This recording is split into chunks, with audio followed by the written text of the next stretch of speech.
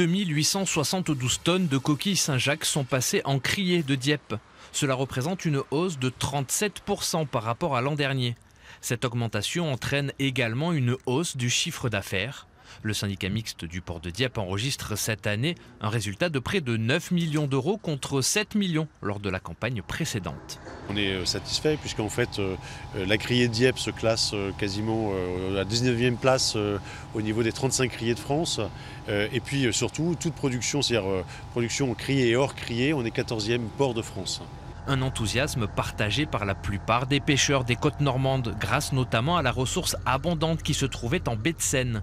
Malheureusement, tout le monde n'a pas eu l'autorisation de s'y rendre. C'est le cas d'Ulrich. Son bateau est trop grand d'1 mètre. Ajoutez à cela les conditions météorologiques difficiles pendant la période de pêche. La dernière débarque de coquilles de la saison a un goût amer. Quand il y a du mauvais temps, la coquille elle est vendue plus cher.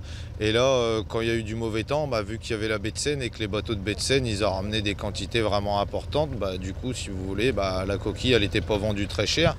Donc, on n'a pas fait une super saison. Puis en plus, on a eu beaucoup de pannes, on a cassé un treuil, on a cassé tout ça. On a été en panne presque 1 mois et demi.